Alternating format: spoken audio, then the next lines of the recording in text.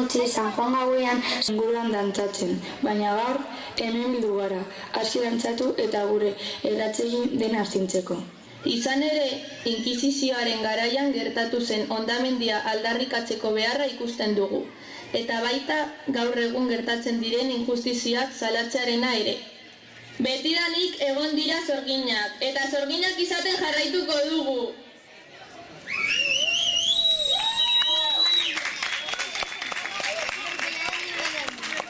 17 urte neuzkan, eta kale batetik nijoan etxera bueltan, beti bezala. Gau hartan, lagunekin atera nintzen arren, betiko esina ona neukan buruan. Badakizue, neska guztiok sentitzen dugun sentsazio hori, beldur inkontziente hori. Beti pentsatzen dugu, entzuten ditugun kontakizun kikilgarri horiek ez ezkigula inoiz gertatuko. Baina, egunean entzuten ditugun soinuak, gauean beldurgarriak bilakatzen dira. Egia da, noizbait gertatu zitzaidala, bakarrik egonik, norbaitek komentarioren bat botatzea. Baina gau hartakoa, ez nuen inoiz pentsatu gertatuko zitzaidanik. Histori horiek egia bilakatu ziren. Gizon bat agertu zen nire aurrean. Nora ningoan galdetu zidan, ea etxera nijoan. Nirekin etorriko zela. Ez esan nion, ez zidan kasurik egin. Bere eskuak sentitu nituen gorputz osotik. Oihu egiten saiatu nintzen, nire ahotik ez zen soinurik atera. Ez noiz berriro kale hartatik pasa, ez diot inori inoiz ezer esan, baina beti izango dut oroitzapen hura nire buruan. Épico o super especial. Para mí no tiene. Ya, es que... Bueno, todo tiene... Wow, sí. Yo creo que la grande había... No, bueno,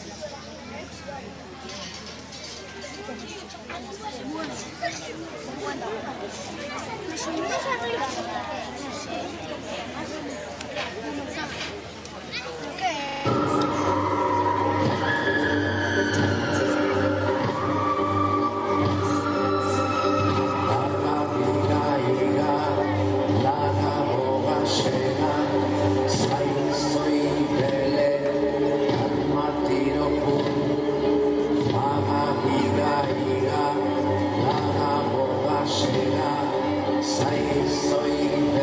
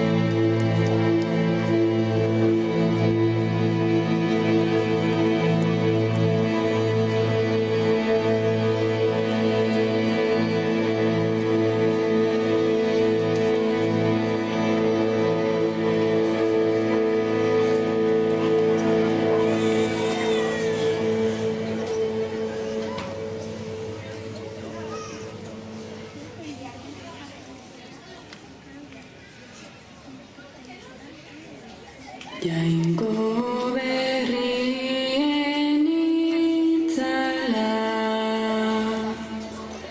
hamaika loren tamala,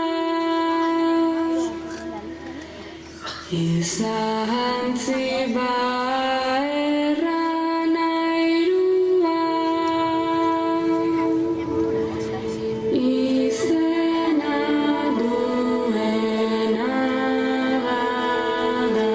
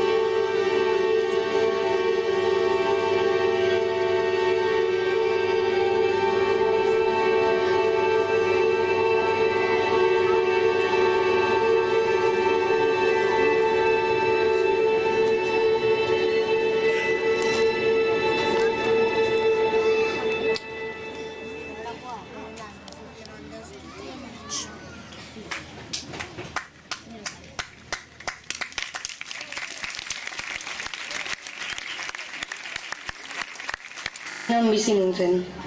Momentu horretan ez nekien zer gertatzen ari zen, baina nagusitu zion nintzenean, barbarie horretaz konturatu nintzen. Ni existitzen naizenetik gerra egoera ikusi dut nire herrialdean, eta gainera emakume izateak egoera zailtzen du. Palestinako emakumeak lan merkatuaren 5 bat baino ez dira, eta gainera lanik okerrenak betetzen dituzte. Oso errotuta dago zure lekua etxean dagoela seme-alabak zaintzen. Gizonek berriz, independentziaren aldeko borroka lantzen eta gidatzen dute. Israelek kartzelatzen dituenean, emakumeak dira guztiaren sama hartzen dutenak. Gainera, Israelgo kartzelako abusuak emakumeek gizonek baino 2 aldiz gehiago sufritzen duten errealitatea dira. Dena bezala. Palestinako politikan ere oso gutxi dira emakumeak, eta Israelen okupazioak nabarmen txartzen du emakumeen egoera.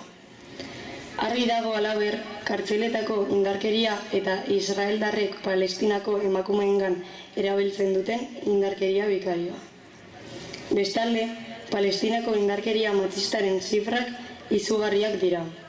Salbuespen egoerak eta indarkeria eta frustrazio giro orokorrak emakumeen aurkako indarkeria sustatzen dute beti. Urte batzuk pasata, gerra egoera hau ikusita nire familiatik eta lurraldetik urrundu izan behar nintzen, segurtasuna bilatuz. Halaber, lasaitasuna ez zen inoiz ailegatu.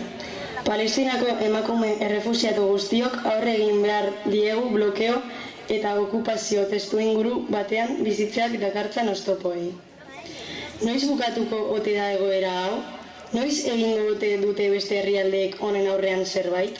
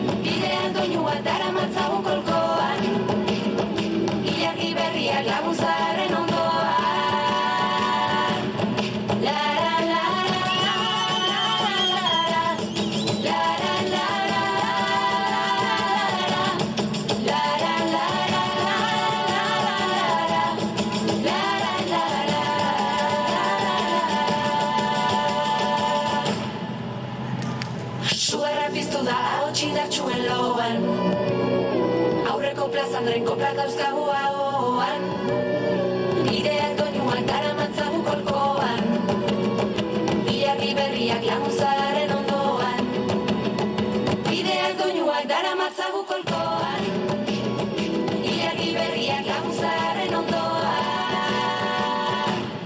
Lara,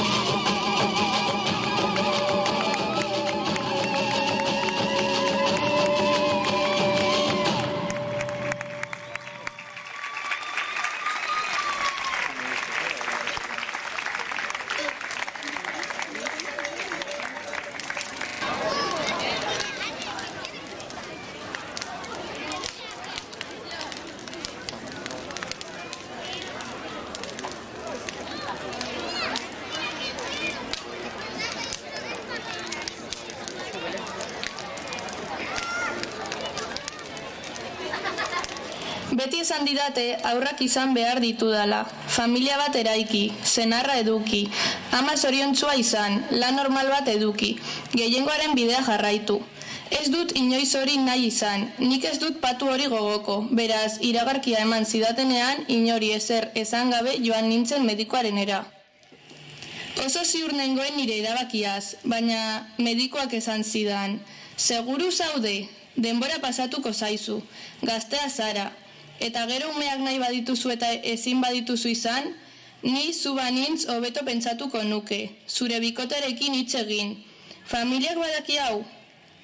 Orduan, nire bizitza osoan hain garbi izan nuen erabaki honi buruz zalantzak etorri zitzaizkidan burura. Zer pentsatuko ote du jendeak nitaz, zer esango dute auzokoek, eta nire lagunek, gurasoek, klasekoek.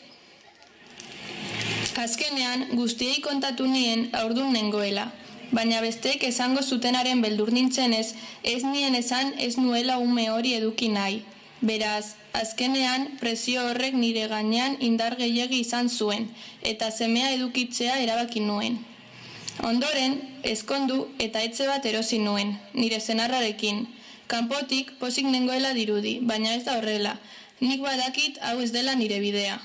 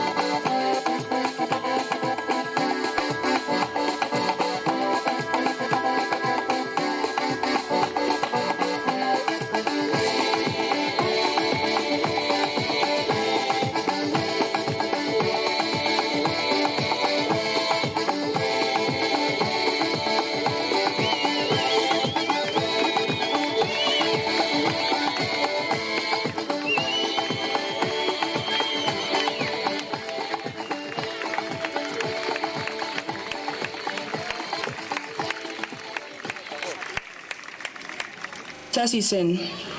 Ez dut gogoratzen nola hasi zen. Gogoratzen dudana da egunero gertatzen zela. Egunero. Hasieran markak eskutatzen saiatzen nintzen. Hasieran pasako zela pentsatu nuen. Ez zen horrela izan. Familiarengatik eskutatu nuen denbora luzez. Lagunei ere ez nien ezer esan. Seme alabek bazekiten, haiek ere sufritzen zuten. Nik ez nuen ezer egiten, ez nuen ezer egin. Noren oherrua zen, gurea, berea, dudan jartzen hasi nintzen. Nolakoa izango zen etorkizuna? Nola biziko nintzen horrela? Beldurrez bizitzen hasi nintzen. Orduan bai, beldurra, ezinegona, dudak, orduan esan nien lagunei familiari. Seme alabak etxetik joanak ziren jada. Haiekin hitz egin nuen, dibortzioa. Hori zen haientzat konponbidea. Lagunek ez zuten hain argi ikusi. Zer egingo duzu dibortziatuta? Benetan? Eta zer esango du jendeak? 78 urterekin hartuko duzu dibortzioa? Aguantatu ezazu pizka bat gehiago, pasako da. Bai, nire ustez hoberena egingo nuen. Nik bakarrik, aski izango nintzen. Bizitzaren azkena eta la bizitzea erabaki nuen.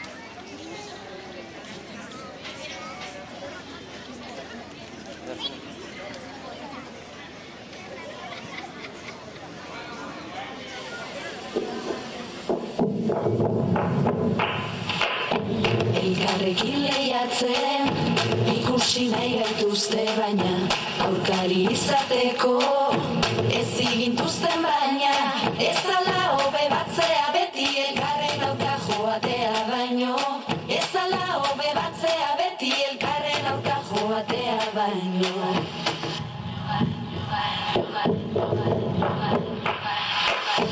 Objektu desiratu, eder esaneko perfektu, baina noiztik ez gara, desiradun sujetu, guk badakigu noren desiraden zentroan ipini nahi duguna, guk badakigu gure desira dela zentroan jarri nahi duguna.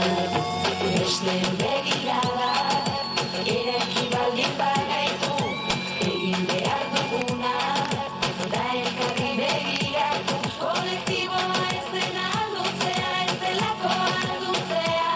Kolektiboa ez dena aldutzea, ez delako aldutzea. Elkarrenan sinistea, izango da mendekua. Elkarrerana da elkarri lekua ematea. Elkarrenan sinistea, izango da mendekua. Eskuz esku ematen da autoritatea.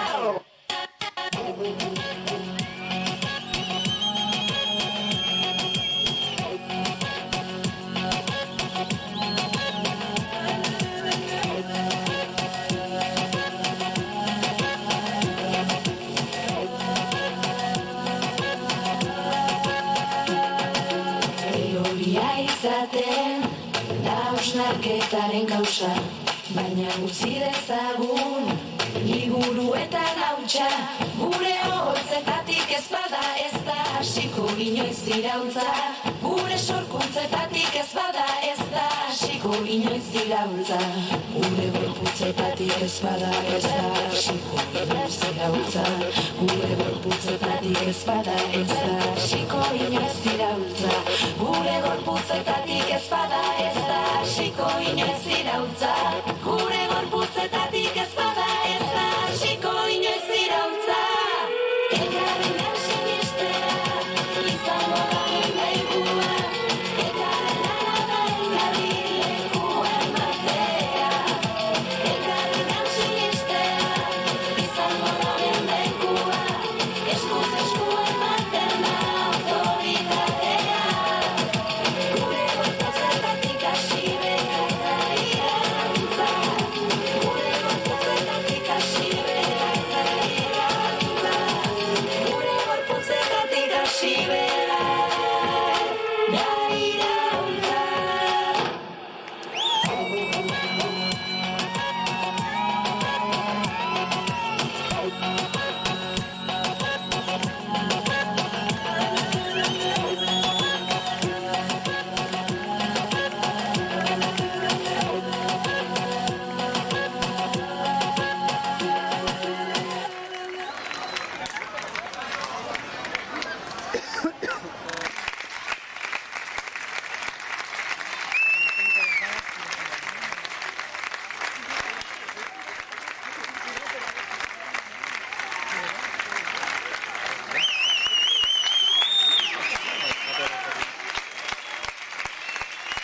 Beno, sorginak, urren urtean berriz ere ikusiko gara ilargi diziratsuaren argiaren azpian.